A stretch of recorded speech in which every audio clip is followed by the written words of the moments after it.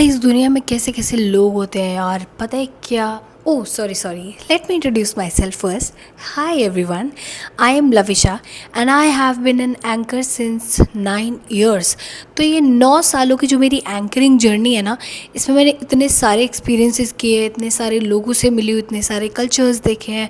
Almost हर शहर में मैंने काम किया है। अब मैं आपको एक ऐसा एक्सपीरियंस सुनाने वाली हूँ ना, भाई मेरी तो उस दिन फट गई थी।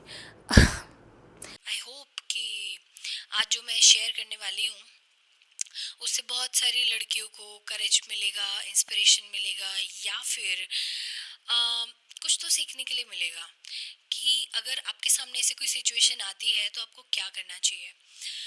So basically this is the story from 2023। और मैं एक बहुत ही लंबे टाइम बीमार रहने के बाद, वो जो लंबे टाइम बीमार थी जिसमें मैं थोड़ा टाइम बेड रिडन भी थी, उसकी भी एक अलग स्टोरी है, वो मैं किसी और नेक्स्ट वीडियो में सुनाऊंगी।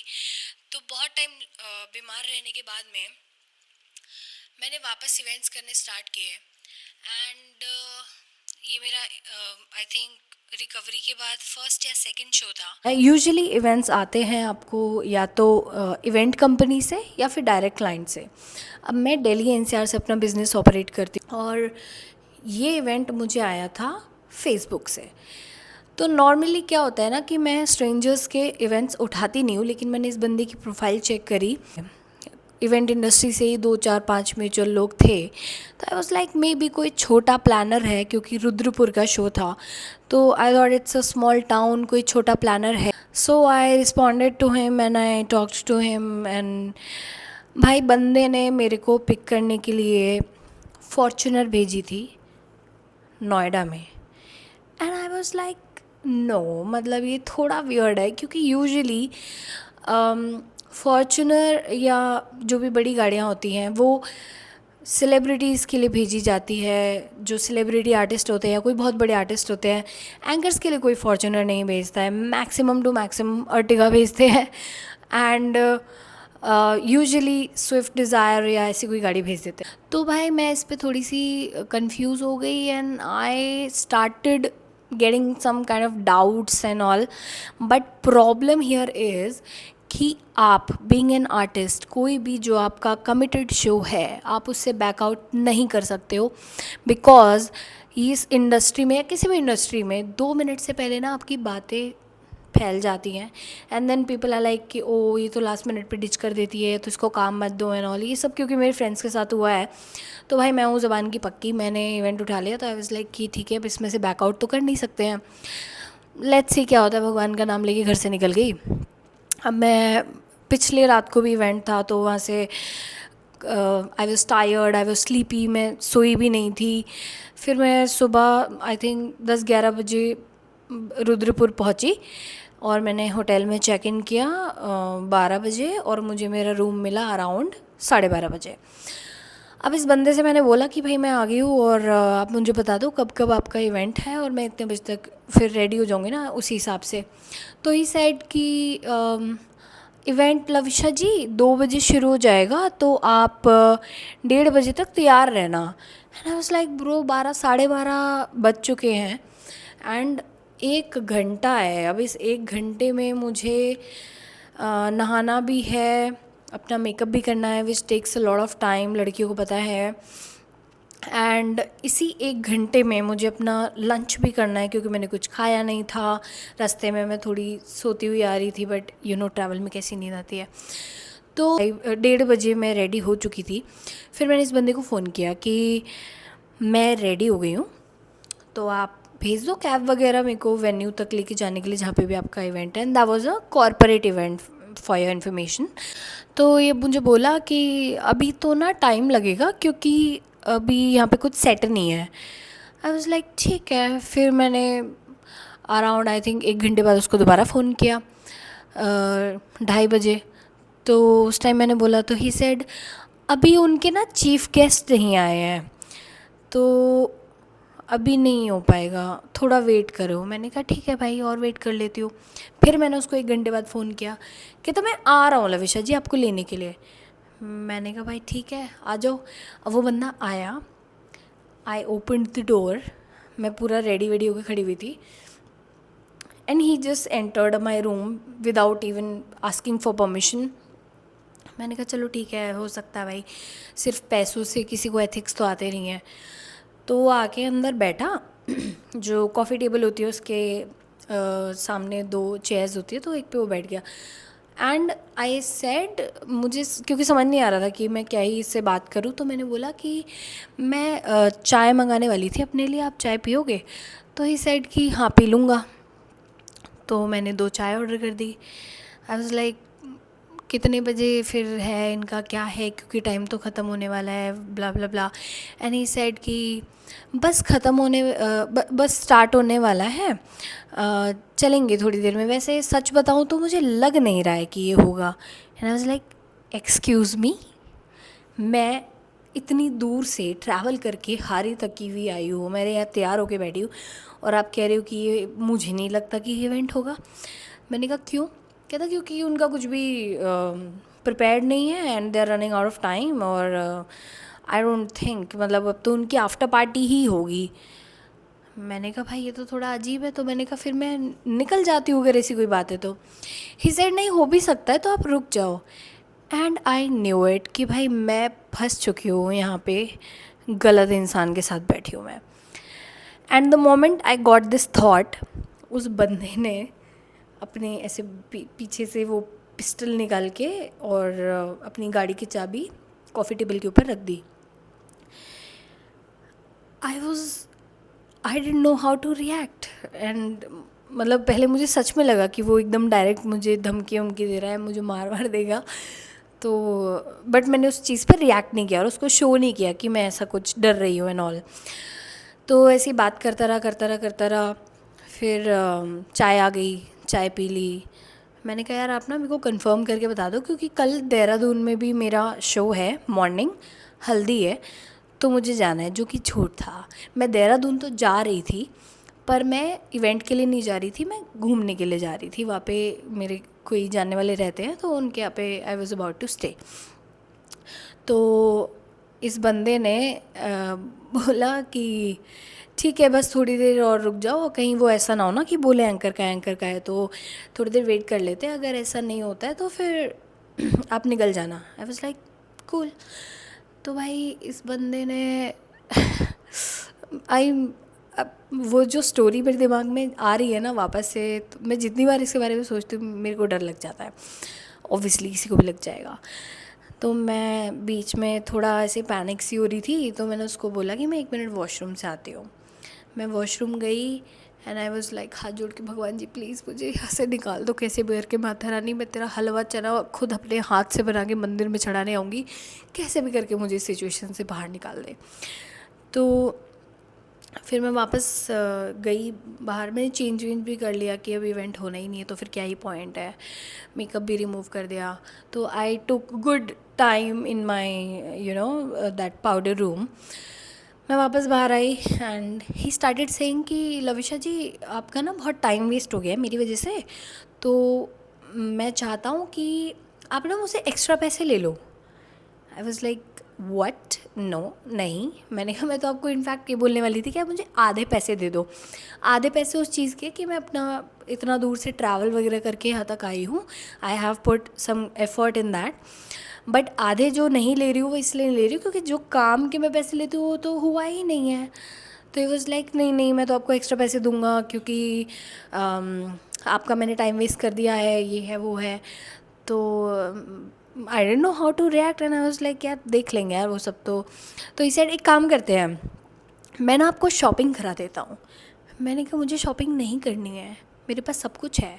तो ही सेड नहीं नहीं आपको कुछ तो लेना पड़ेगा, मेरे को बहुत गिल्ट फील हो रहा है ये वो। एंड आई थॉट ग्रेट भाई, ये तो बहुत ही अच्छा रीज़न है यहाँ से बाहर निकलने का। तो मैंने उसको बोला कि ठीक है चलो शॉपिंग करने चलते हैं।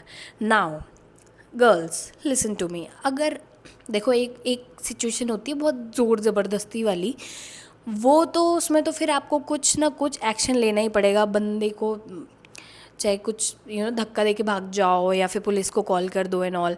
बट जो ईज़ी टू हैंडल सिचुएशंस होती हैं उनमें आपको रिएक्ट नहीं करना होता है, कैसे भी करके मौका ढूंढो कि यहाँ से बाहर निकला जाए। मुझे वो मौका मिला।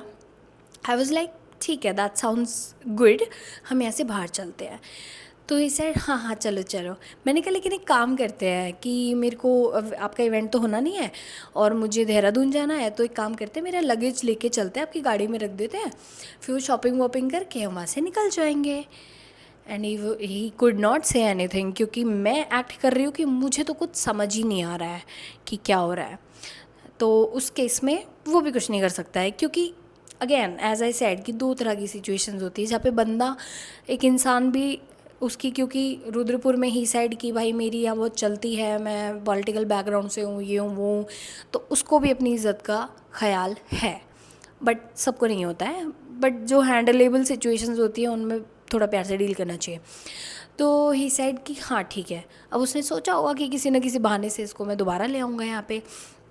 हम लोग बाहर गए एंड उसने मुझे एक जगह पे ड्रॉप कर दिया, कोई वो कॉस्मेटिक शोरूम था जहाँ पे अलग अलग ब्रांड्स के स्टॉल्स लगे हुए थे।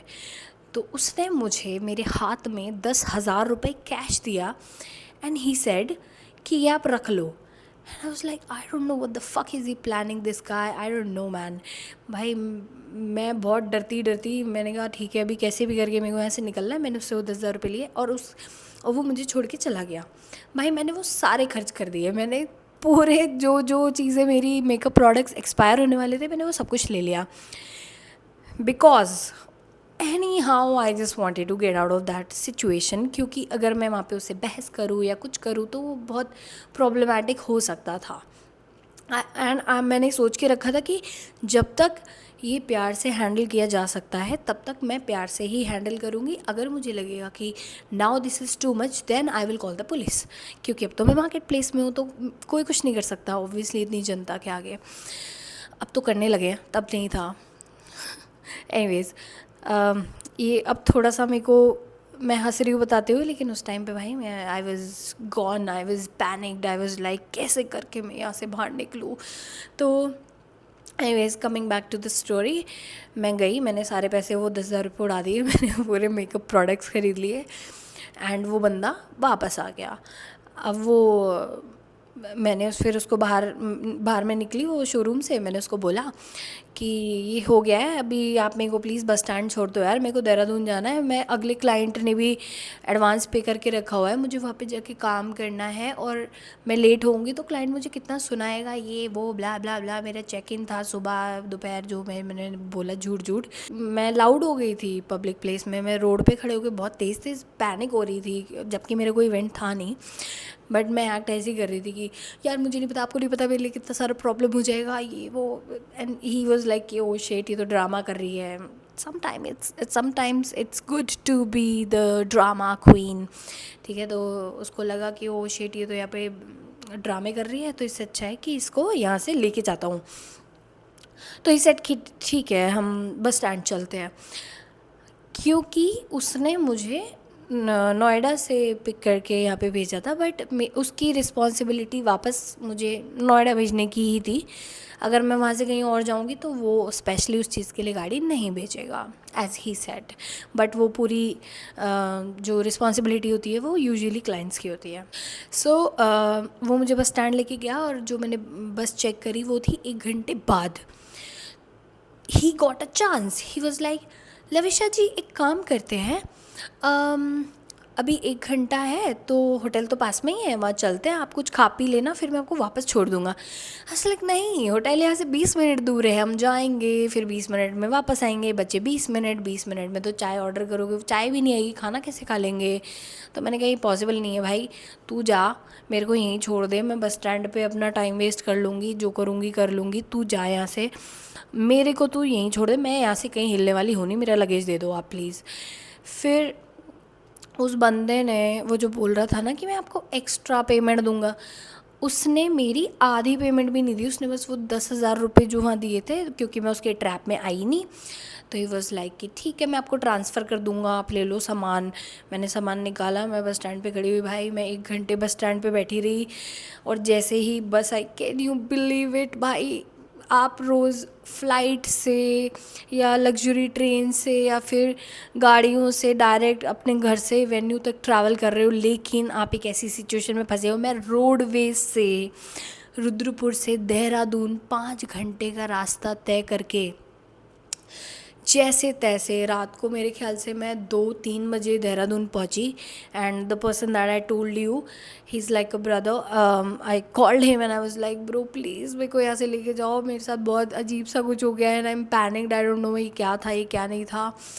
मैं बहुत डर गई थी। मतलब जब तक मैं उस सिचुएशन में थी तब तक मैं उतना रिएक्ट नहीं कर रही थी, but as soon as I got out of that situation I was like भाई आज तो मैं बच गई। और मुझे ये सोच सोच के रोना आ रहा था कि क्या क्या हो सकता था आज मेरे साथ।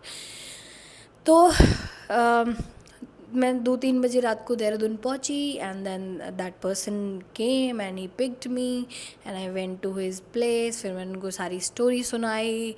फिर थोड़ा टाइम लगा मुझे इससे बाहर आने में। मेरे को थोड़े और ट्रस्ट इश्यूज़ हो गए कि अगर फिर रैंडमली अगर कोई जेन्युइन क्लाइंट भी कॉल करता था कि मुझे आपका नंबर वहाँ से मिला, मैंने वो ऐसे इवेंट्स कभी उठाए ही नहीं उसके बाद में।